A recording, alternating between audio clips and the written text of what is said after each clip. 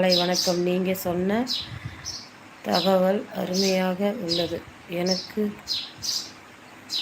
புரிந்த உங்களுக்கு ஒன்றும் பண்ண முடியாது. வாழ்க வளமுடன்.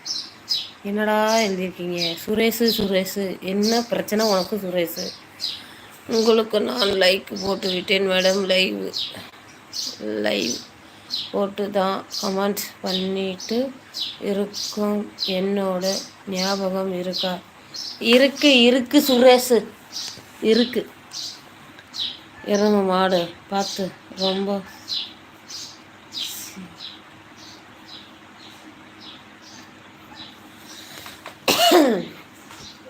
பத்து குச்சி மட்டும் இல்ல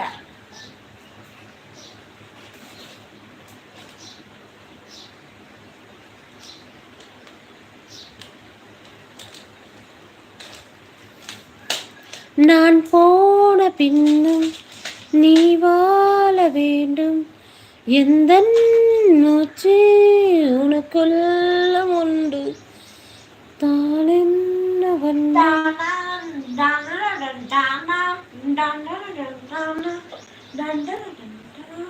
இல்லை மேடம், நீங்கள் சிவனை பற்றி பேசிட்டு இருக்கிறீங்க.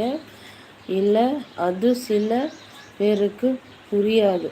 ஆனால் எனக்கு புரிந்து தான் அதிகம் சிவன் கும்பிடுவேன். ஆள்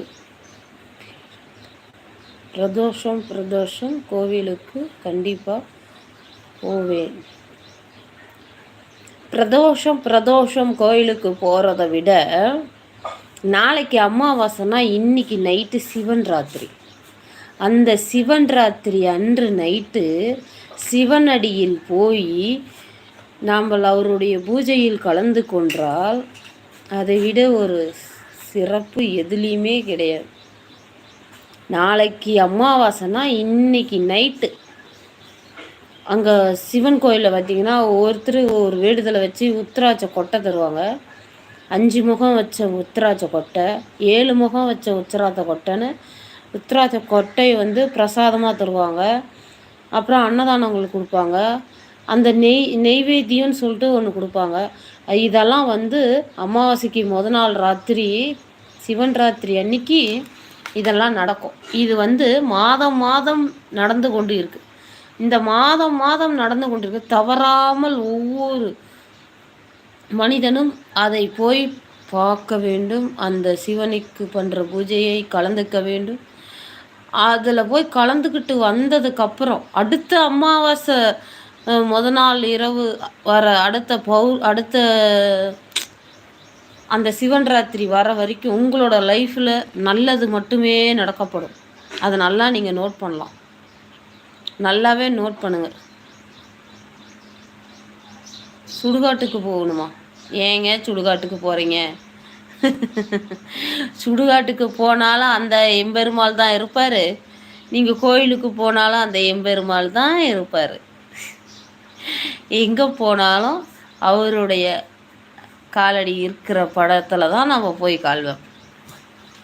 அதே மாதிரி இந்த சிவன் ராத்திரி போயிட்டு வந்துட்டா அடுத்த சிவன் ராத்திரிக்குள்ளே ஏதோ ஒரு நல்லது நமக்கு நடக்கும்னு நம்மளோட கர்மாப்படி எழுதப்பட்டிருந்தால் கண்டிப்பாக நடக்கும்.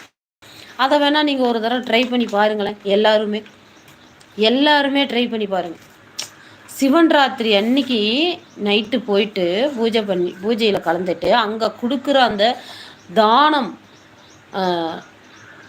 அவங்க தானம் பண்ணுறது, சிவன் கோயிலில் போய் ஒருத்தர் தானம் பண்ணுறாங்க அப்படின்னா அந்த சிவன் கை நீட்டி வாங்க மாட்டாரா?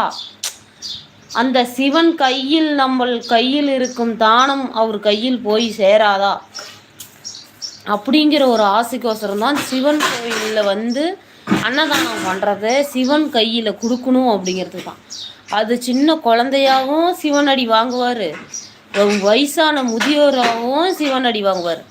இன்னார் வாங்கினார் இன்னார் வாங்கலை என்று நமக்கு தெரியவே தெரியாது. ஆனால் நாம் இட்ட அன்னத்திலும் நாம் கொடுத்த அந்த தானத்திலும் அந்த சிவபெருமாள் கை நீட்டி வாங்கியிருப்பார். அந்த சிவபெருமாள் கை நீட்டி வாங்குற அந்த அன்னத்தை நாம்ளும் கூட நின்று வாங்கிறது எவ்வளோ ஒரு புண்ணியம்.